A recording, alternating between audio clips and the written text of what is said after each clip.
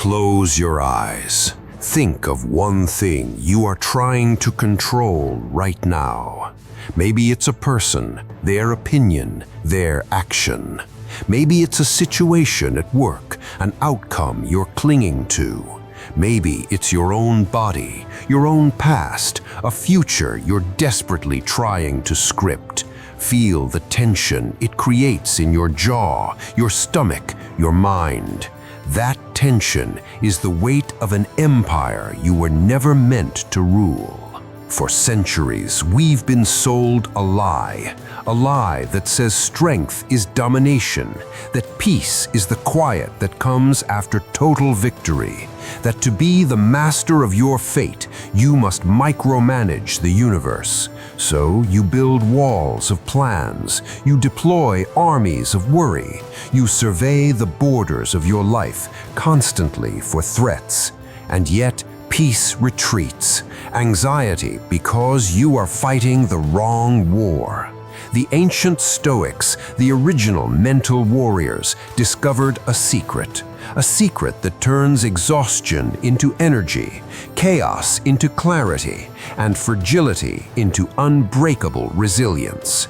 It is not a philosophy of passivity. This is a philosophy of supreme, focused power. For the next hour, we will dismantle the illusion that is draining your life force.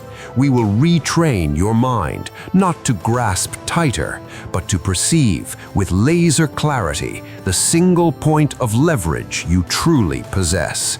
This is the core drill of the Mental Spartan. Strap in. Why less control means more peace. Part 1. The God of the Small Kingdom, the illusion of external control. The modern world is a temple to the God of control. We worship at the altars of productivity apps, predictive analytics, 5-year plans, and curated social lives.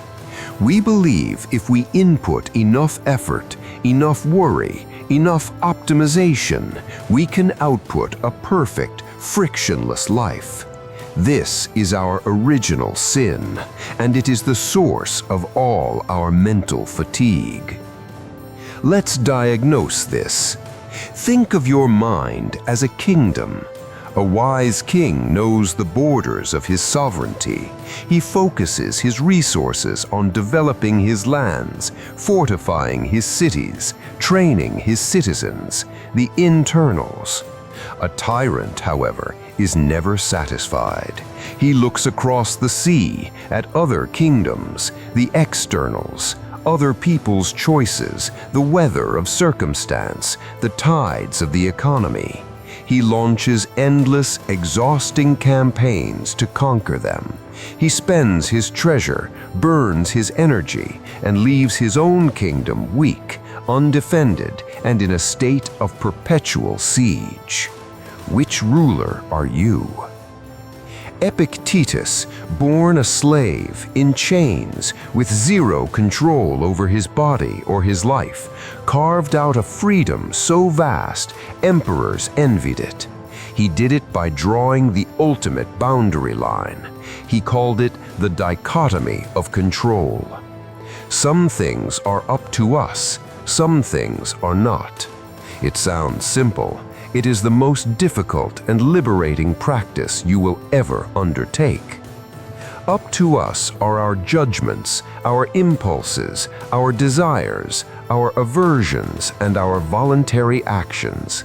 In short, our character, our moral purpose, the architecture of our inner world.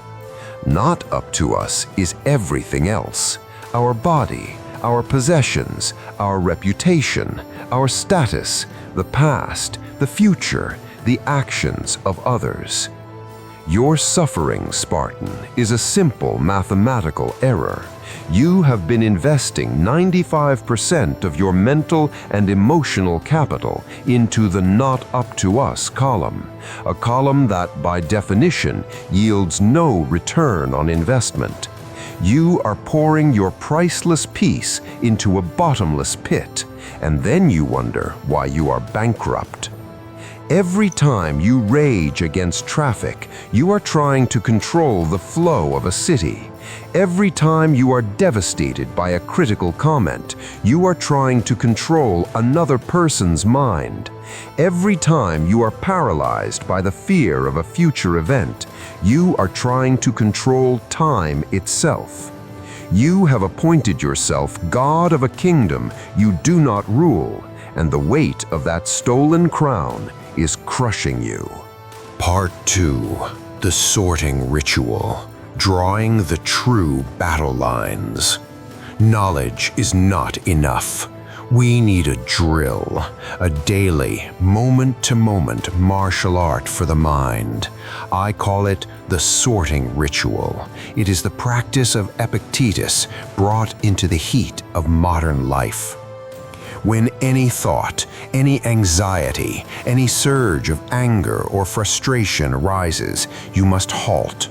In that space between stimulus and response, where your power truly lives, you ask the foundational question: is this thing right now within my complete and absolute control?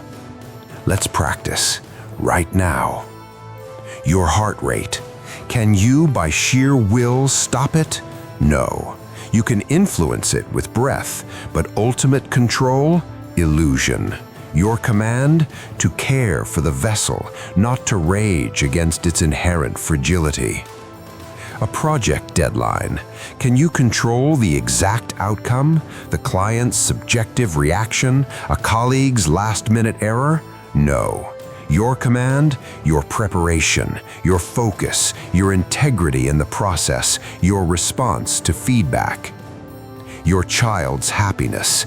Can you wire their brain for perpetual joy? Shield them from all pain? A devastating no. Your command? Your love, your guidance, your presence, your example. You provide the conditions for growth, not the growth itself. This ritual is not passive.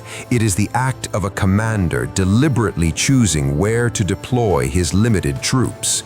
You stop wasting elite forces on guerrilla wars in foreign jungles. You bring them home to defend the capital. This is where we meet Marcus Aurelius, the emperor, the man who literally had the world at his fingertips. And in his private journal, Meditations, he constantly reminds himself, you have power over your mind, not outside events. Realize this, and you will find strength. He wasn't daydreaming, he was drilling. While managing a plague, a war, and court intrigue, he was performing the sorting ritual. This corruption in the Senate is outside my control. My duty to act justly is within it. This betrayer's actions are his. My virtue is mine. Your life is your Roman Empire. The sorting ritual is your daily council of war. It clarifies the true battlefield, which is always only within. Part 3. The Internal Citadel. Training desire and aversion. Once we've withdrawn our troops from foreign lands, we must fortify the homeland. This is the advanced discipline, the retraining of desire and aversion. These are the two forces that pull and push us into slavery. Currently, your desires are attached to externals. I must get that promotion. I need them to like me. I have to have this comfort. Your aversions are attached to externals. I can't fail. I can't look foolish. I can't experience loss or discomfort. This is a life of constant hostage negotiation with reality. Give me what I want and I'll be peaceful. Don't give me what I fear and I'll be calm. You have made your peace a conditional prize that the world can withhold at any moment. The Stoic warrior severs this chain. We consciously, deliberately redirect our desire only toward what is within our sphere. the desire to act with courage, justice, wisdom, and self-discipline. We redirect our aversion only toward what is within our sphere, the aversion to acting with cowardice, injustice, foolishness, and self-indulgence. This is a psychic revolution. You no longer say, "I desire a trouble-free life." You say, "I desire the strength to meet trouble with grace." You no longer say, "I am averse to criticism." You say, "I am averse to reacting to criticism without wisdom." Seneca, the philosopher and advisor, faced exile, chronic illness, and ultimately a death sentence from his own student. He wrote, "We suffer more often in imagination than in reality." Your untrained desires and aversions are that imagination on overdrive, projecting phantom futures you must control. He trained to desire only his own integrity and to be averse only to losing his moral compass. In his final moments, condemned, he controlled the one thing he could, the dignity of his exit. That is the strength of the fortified citadel. Practice this. Next time you crave an outcome, pause, ask, "What virtue can I desire here instead?" Instead of desiring to win the argument, desire to communicate with clarity and listen with patience. You have just moved from a fragile external goal to an unshakable internal one. Part 4. Amor Fati, the ultimate strategy of the Mental Spartan. Now we arrive at the apex of Stoic training, the strategy that synthesizes it all, amor fati, a love of fate. This is not naive positivity. It is not saying everything happens for a reason. It is the active, deliberate, and courageous embrace of everything that the log of reality throws at you, not as a setback, but as your essential training material. Imagine your life is a blacksmith's forge. You are the blade. Virtue is the sharp, resilient edge you seek. Amor fati is the mindset that sees the hammer, the fire, and the quenching water, all the shocks, obstacles, and bad luck, not as attacks on the blade, but as the only possible forces that can temper it. To hate the hammer is to hate your own strength. To rage against the fire is to refuse to be forged. Marcus Aurelius wrote, "A blazing fire makes flame and brightness out of everything that is thrown into it." The petty insult, the major financial loss, the unexpected illness, the failed project, these are not deviations from your path. They are the path. They are the fuel thrown into your fire. Your job is not to control what is thrown in, but to burn so brightly that you transform it into the flame of your own character. This is how you find peace in chaos. You stop asking, "Why is this happening to me?" and you start asking, "What strength is this happening for me?" The difficult person trains your patience and empathy. The loss trains your non-attachment and reveals true value. The plan that shatters trains your adaptability and humility. Amor fati is the ultimate release of the need to control the script. You are not the playwright of your life. You are the lead actor. A great actor doesn't complain about the lines he's given, the tragedy, the comedy, the conflict. He uses them, all of them, to deliver a transcendent performance. Your performance is your character, your virtue, your peace. This is how you turn fate from an opponent into your co-creator. Part 5. The Procopsis, the daily drill for progress. This philosophy is dead without practice. A Spartan does not theorize about shields, he drills with them until his arms burn. Here is your procopsis, your progression drill. 1. Morning priming, the philosophical grounding. Before you check your phone, sit. Review the dichotomy. Verbally acknowledge, today I will encounter things outside my control. Delays, opinions, outcomes. My empire is my judgment, my effort, my intention. I will not pay for what is free with my peace. 2. The micro-release drill throughout the day. Create triggers. Every red light, every waiting line, every unexpected notification is a drill bell. In that moment, consciously release the tension in your body. Breathe. Perform the sorting ritual. This weight is external. My patience is internal. I fortify my patience now. 3. The obstacle reframe. Evening review. At day's end, take one setback. Write it down. Then write 3 ways this obstacle could serve as training for a specific virtue: courage, temperance, wisdom, justice. This isn't toxic positivity, it's tactical alchemy. You are transforming leaden events into the gold of character. 4. The negative visualization, premeditatio malorum. Once a week, vividly imagine a loss of a possession, a status, a relationship. Feel the initial pang, then walk yourself through it using the dichotomy. What remains if this is gone? My ability to choose, to adapt, to persevere. My inner citadel stands. This vaccination of the mind reduces the sting of fortune's arrows.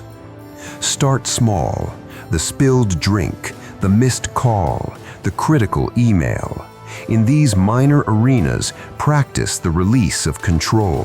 Feel the old reflex to clench, and then, with a warrior's discipline, open your hand. Conclusion.